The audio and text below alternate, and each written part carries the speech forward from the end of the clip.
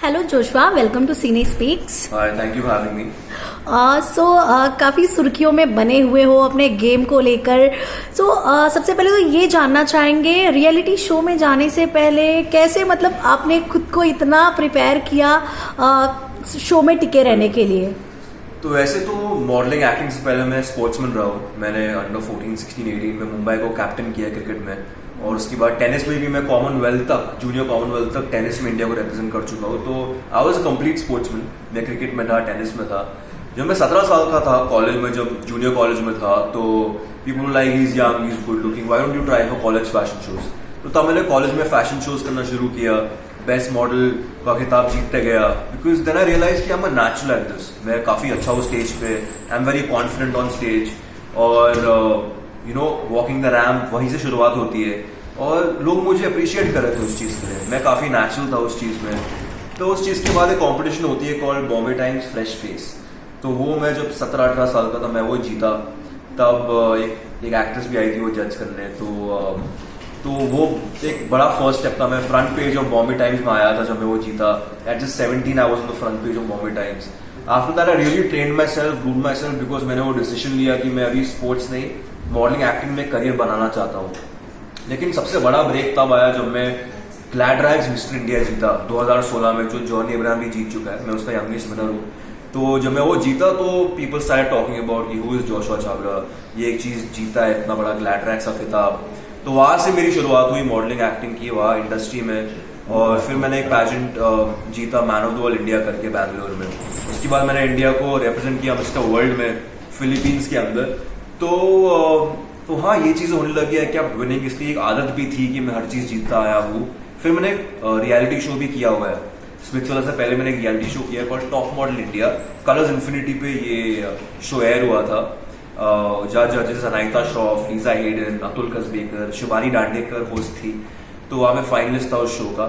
तो हाँ, इन चीजें की है, 2-3 म्यूजिक वीडियो किए, 2-3 वेब सीरीज किए, और फिर जाके एक बूस्ट के लिए, एक विजिबिलिटी के लिए मैंने स्प्लिट्सविला किया, thinking of my career ahead. जो ड्रीम तो वही है, बड़े पर्दे पे आना है, मूवी स्टार बनना है।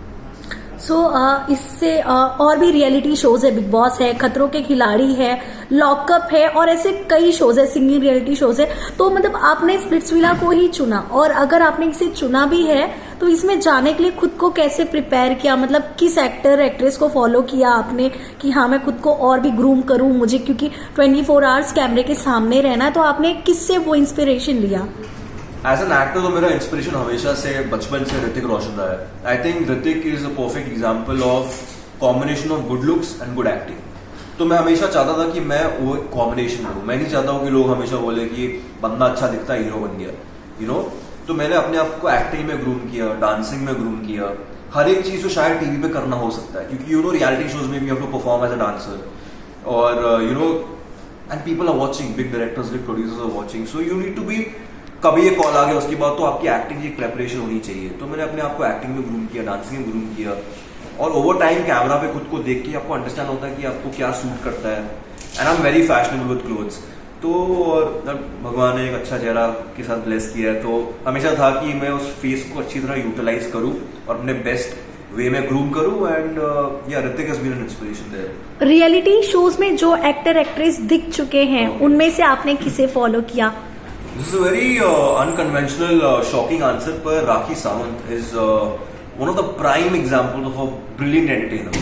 वो जो भी कहो उसके बारे में, लेकिन आप कितने भी रियलिटी शो देख लो पहले, आपको याद राखी सावंत तो 100% रहेगी, बिकॉज जिस तरह वो अपने आप को प्रोजेक्ट करती है, जिस तरह वो एंटरटेन करती है, आई think she has the pulse of the audience.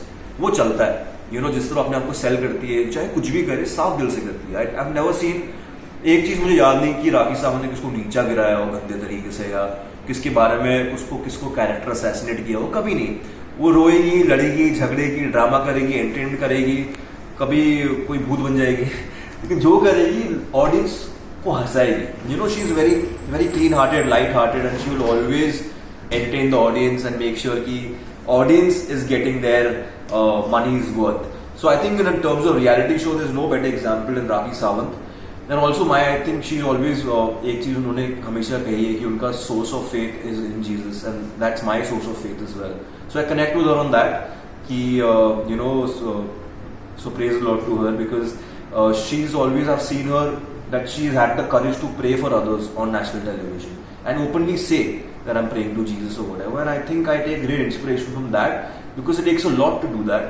और जब कोई इंसान दूसरे के लिए प्रार्थना कर सकता है या प्रेयर कर सकता है, वो इंसान, it's the most selfless act. आपको कुछ मिल रहा है उससे आपको कुछ नहीं मिल रहा है, आप बस दूसरे के भलाई के लिए, दूसरे की हीलिंग के लिए, किसके अच्छे कि उनकी आगे लाइफ अच्छी हो, आप उनके लिए प्रेयर करते हो. That's the most beautiful act somebody can do. तो उस चीज को मैं बहुत रिस्पेक्ट करता हूँ कि आप, उन्होंने बार बार ऑफर किया कि मैं आपके लिए प्रार्थना करूँ, मैं आपके लिए प्रेयर करूँ. So big respect to, she is a great great human being and entertainer.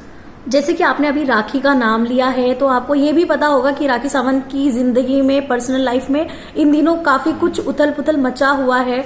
तो आपको क्या लगता है, राखी सावंत ऐसा डिजर्व करती हैं कि उन्हें कोई इतनी स्ट्रांग लड़की को किसी ने इतनी बुरी तरह इमोशनली डिस्ट्रॉय कर दिया है?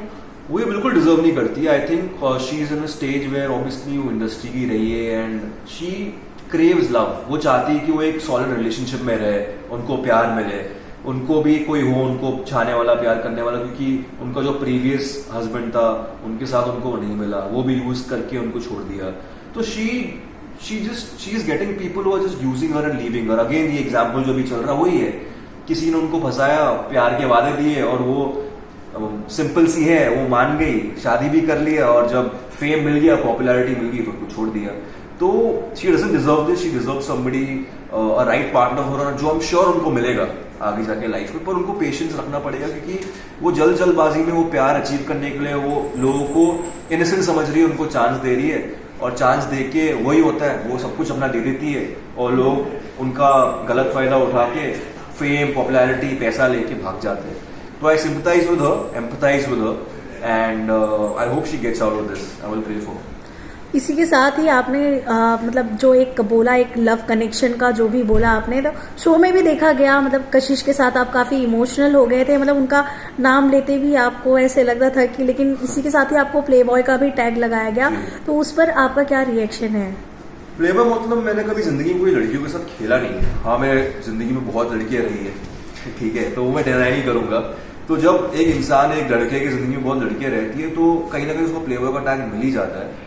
And I have dated a lot of girls, I have been with a lot of girls, पर मेरा एक फंडा जरूर रहा है लाइफ में कि जब आप सिंगल हो तो enjoy life, you not answerable to anybody. जब तक आप उसको हर्ट नहीं कर रहे हो, it doesn't matter there are 1 2 5 10 women you been with. पर जब आप किसी के साथ हो तो उनको हर्ट मत करो, लॉयल रहो, कमिटेड रहो. तो जरूर वो नजरिए में लेके my past of having so many women, I had been given the tag of a playboy. पर आई थिंक शो में मैंने सबको गलत प्रूव किया because I was loyal to one girl and I genuinely like her. और जब मैं उसके साथ था तो उसी के साथ था, तो जरूर आया था प्लेबॉय का टैग लेके और सोचा था कि 2-3-4 लड़कियों के साथ कनेक्शन बनाऊंगा ऑनेस्टली. पर कोई एक अच्छी मिल गई जो उस वक्त मैंने सोचा था मेरे लिए अच्छी है, और I was invested in her emotionally. पर आगे जाके वो वर्क नहीं किया तो नहीं किया. Thank you so much.